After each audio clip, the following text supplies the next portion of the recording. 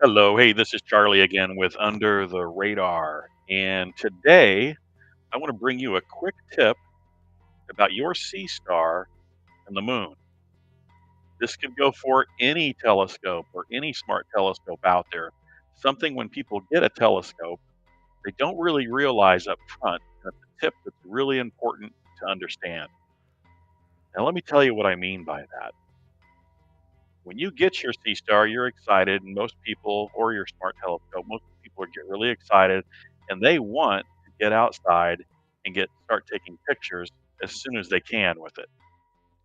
There's my sea star back there. When I got that, I can point back to it. I was really excited about getting that outside and starting to take pictures. And the moon's usually the first target people go for. For me, it was the sun because I got it came in by FedEx and it was the middle of the day, and I got it out before the sun went down, and I wanted to get pictures of the sun because the eclipse was coming up here in central Illinois in a few weeks, and I wanted to make sure it worked properly.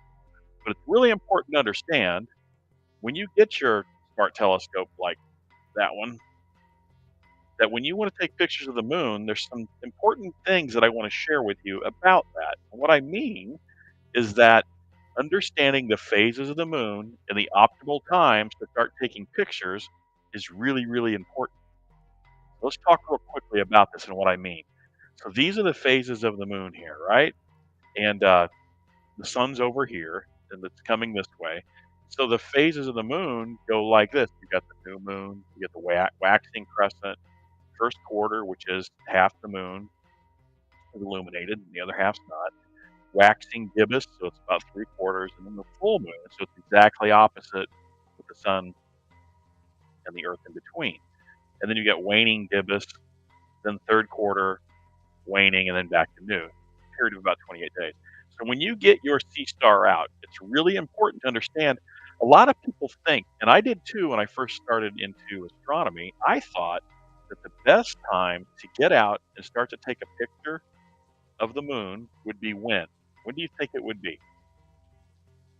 A lot of people would think full moon, right? You want to see the whole moon and get out and take a look and get pictures of that thing right there, right? I want to get pictures of it.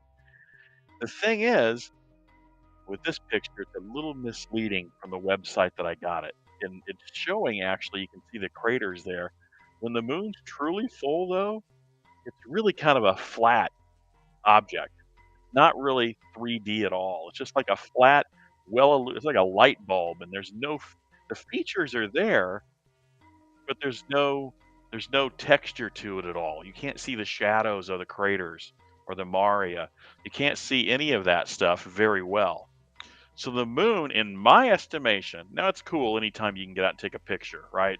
Anytime you can take a picture of anything on your phone, especially through a smart telescope or your tablet and capture it and say with pride and enjoyment you took that picture, the full moon's fine. But in my estimation, not the optimal time with your sea star, not the optimal time with that sea star to take it out and take pictures of the moon. No, not then.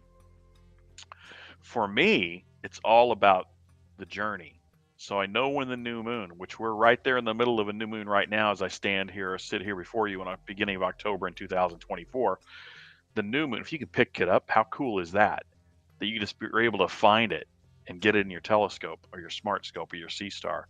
And then as you move into the waxing crescent, that's now you're starting to really get into it. So when I mean by that, you can see the terminus, the line between day and night on the moon, and that's when, because of the way the sun's hitting it, you can see the texture and you can see the craters and the shadows all over the moon.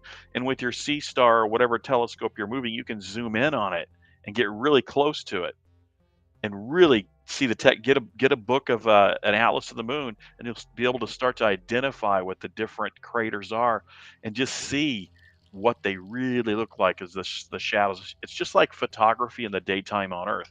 The best times to take pictures are there when the sun is lower in the sky, or in the morning or the evening, because of the shadows they cast. Well, the same thing's true with the moon. You want the best pictures you can get, in my opinion, are in this area here, from when you are in the waxing crescent to the first quarter. right? See all that texture and those shadows you can see. That's really the optimal time to look at the moon. And you can see the same thing. Is it still getting closer to full and full?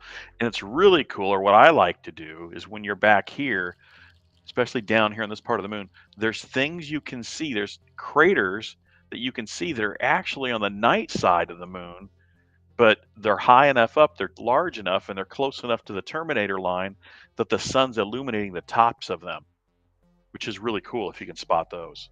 So really recommend that highly. When you get into full, again, for me, that is not the optimal time to look at the moon with your SeeStar. You can, it's great, and you can get pictures of it, and you can still see a lot of the features and the man on the moon and all that. But now you get into the waning gibbous, and you start to see the other side of the moon and the same things we're talking about, and the craters that you see there. And then the third quarter, same thing, right? These are the best times to see the moon, not the full moon, in my estimation. The easiest is really when it's getting to first quarter because it's in the evening, and if you have a job in the daytime, you can catch that, right? And it's gonna set in the west probably before you're gonna go to bed. But as it gets closer and closer and rises later and later, it's gonna be later into the night that you have to, and really, really late at night or into the morning or the next day when the sun's in the sky to get some of these pictures if you want. Unless you're a night bird and you just want to stay up all night for it. But anyway, I didn't want to make this long, but if you've got a sea star like that, or you've got any of those other scopes, those smart scopes where you just hit go to and it goes right to it and takes a picture. Full moon, in my estimation, is not the optimal time to be doing that, to get pictures. It's great, you'll get fine pictures, but it's these other times, especially the waxing crescent in the first quarter in the evening, is when you're going to get the best pictures and get the most enjoyment, especially if you're sharing it with kids. If you want to get kids out there and grandkids, in my case, get them out there to enjoy astronomy and astrophotography, it's right between new moon and first quarter waxing gibbous is the best times to get out there. And again, I'm not trying to downplay the other times of the month, those 28 days of the month in the cycle of the moon when you get great pictures. But if you really want to be wowed and have your kids be wowed or wow yourself, it's the first quarter. Nobody really tells you that. You just figure that out on your own, in my experience. You think that's the best time with the full moon, and it's cool, but it's the craters and the shadows and the way the sun hits them because of the angles that it's at that point as it's making its cycle through the 28 days of the month that it cycles through. I hope that makes sense. I didn't want to make this too long, but it's really an important thing, I think, if you've got a smart telescope, to understand that the phases of the moon, you're going to get different features and see different parts of the moon that pop out on your SeeStar or whatever you're using, whichever smart telescope or even the binoculars that you might be using. So I hope that's useful to you, and I hope you get out and use your smart scope for it. That's usually the first thing people go after, I think, when they get into astronomy. I did when I was a youngster, and it's really important to understand that. It's I say important, it's not critical, but it's nice to know that. I wish somebody had told me that because I was waiting for that full moon to get my telescope out to get that picture of that full moon. And cool, but not nearly as cool in my estimation as waxing crescent to first quarter, especially because it's in the evening as opposed to these others, which are going to be later and later and later into the night and early morning hours.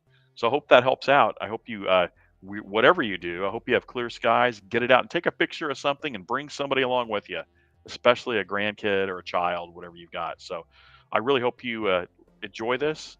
Share your comments if you think differently.